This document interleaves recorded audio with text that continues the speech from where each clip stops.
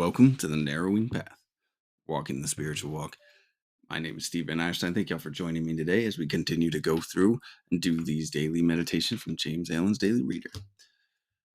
This, of course, will be fresh to you and fresh to me, meaning this will be the first time that I read or hear this meditation right on this podcast with y'all. So you get my genuine response, reactions, observations, and what I relate to about the reading. So I'm really excited about it. Let's hope we don't have any more technical difficulties going forward.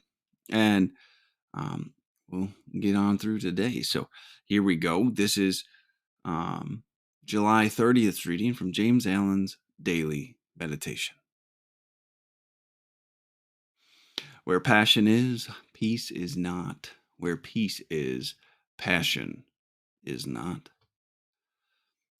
Men pray for peace, yet cling to passion. They foster strife, yet pray for heavenly rest. This is ignorance, profound spiritual ignorance. It is not to know the first letter in the alphabet of things divine. Hatred and love, strife and peace cannot dwell together in the same heart. Where one is admitted as a welcome guest, the other will be turned away as an unwelcome stranger. He who despises another will be despised by others. He who opposes his fellow man will himself be resisted. He should not be surprised and mourn that men are divided. He should know that he is propagating strife. He should understand his lack of peace. By the way of self-conquest is the perfect peace achieved. Now, that, my friends, is a very powerful reading. And it strikes true to the heart of myself and to the heart of many, I think, because we're talking about here letting go of our emotional binges, letting go of our emotional roller coasters that we enjoy. We enjoy the passions. We enjoy the, of course, first thought is always sexual or romantic passions, but we're talking about emotional binges here. So we're talking about anger, we're talking about frustration, we're talking about love, we're talking about lust, we're talking about um not love, lust more so. We're talking about our pride, our ego, our rage, everything like that. Our self-pity is a very big one too. We're wrapping up in this. So now this I, this is I love this reading because it's something that I never understood, and it's something that I still can currently not do well on, I guess, maybe. Um, so I can't hold on to these emotional binges that still serve me and expect that God will give me peace. One cannot be present with the other. The emotional stuff, the stuff that those roller coasters we ride is what takes the place of my peace.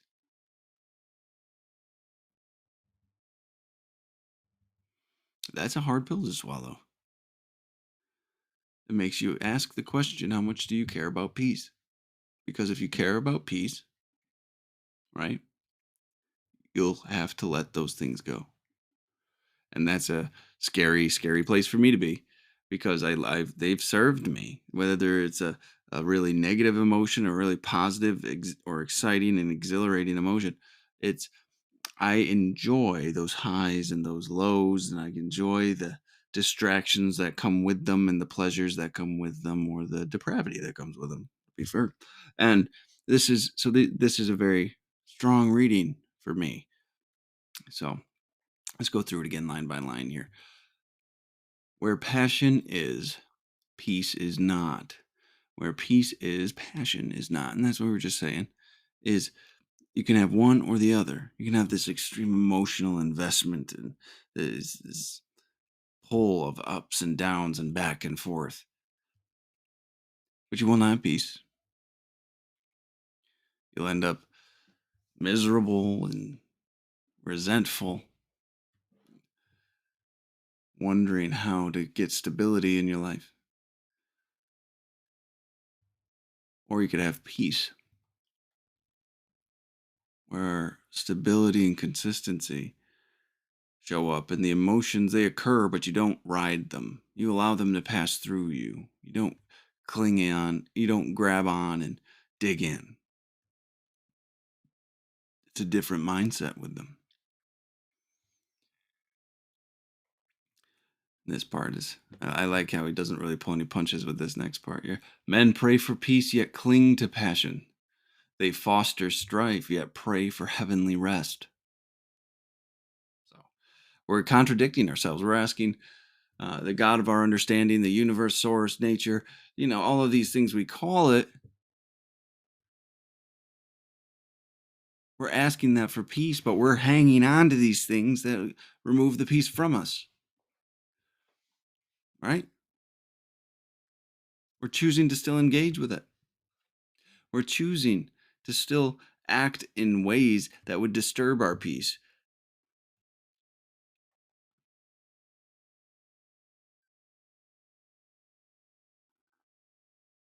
We're standing in our own way so often, all the time. Honestly, that's the only thing that stands is the way is myself. Nothing else. Yeah, this next line, very plainly put, this is ignorance, profound spiritual ignorance. It is not to know the first letter in the alphabet of things divine. And that's the truth.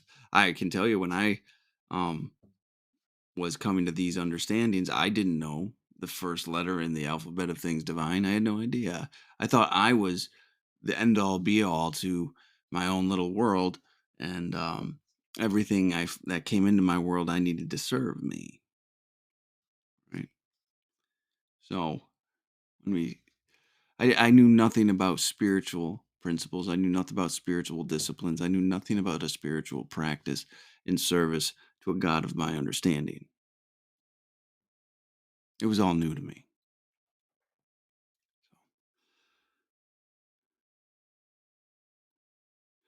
Hatred and love, strife and peace cannot dwell in the same heart.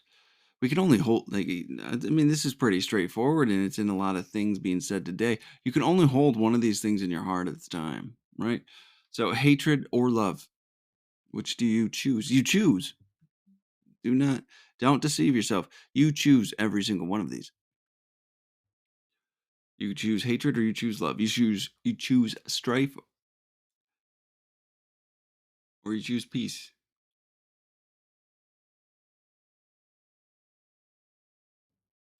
Which one?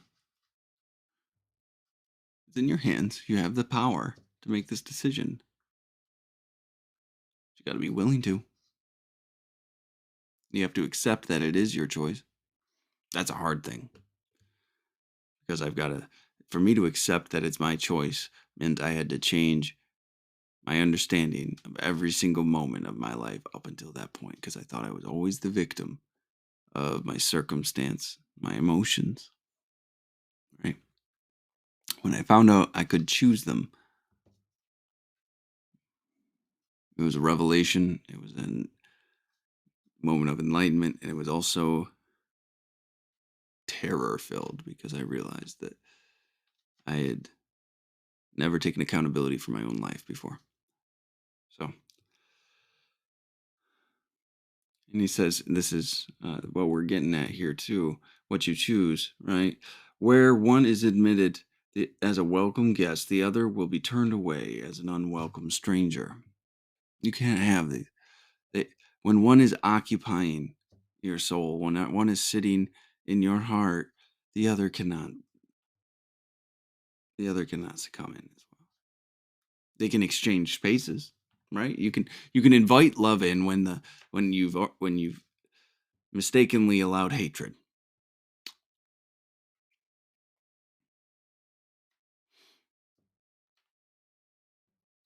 So it's the willingness to change that's important. But you can only have one.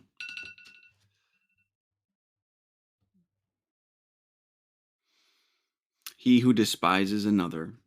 This is a this is telling. This is um how this is clinging to the understanding that we build our own realities, I believe. He who despises another will be despised by others. He who opposes his fellow man will himself be resisted. Right? You will manifest your own personality in the world around you. That's what you're putting out into the world. If you're putting hatred out there, you will be hated. If you're putting love out there, you will be loved.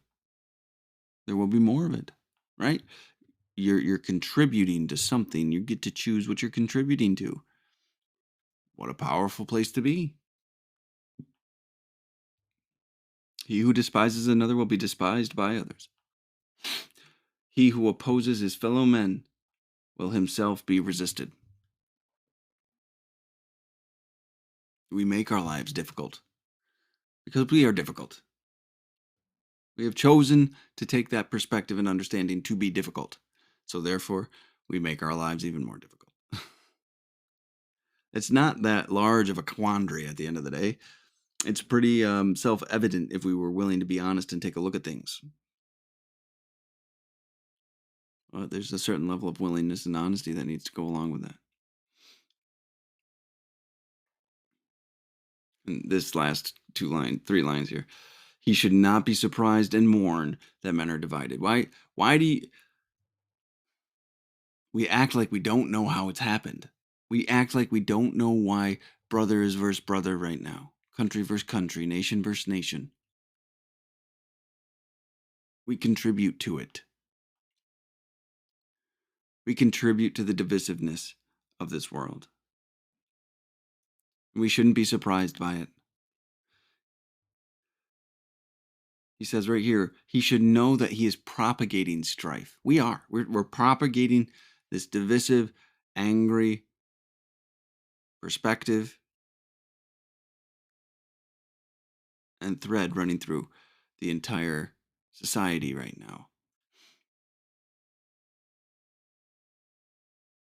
He should know that he is propagating strife. He should understand his lack of peace, that his own lack of peace is at the hand of himself. He is responsible for his own lack of peace because the way he thinks and behaves and what he holds in his heart.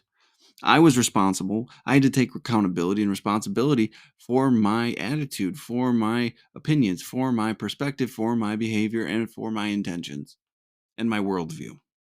All of it I had to take responsibility for. Because until I did that, I could not change it.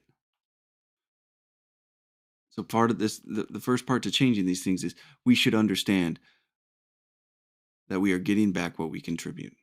He should understand his lack of peace. Not putting peace into the world.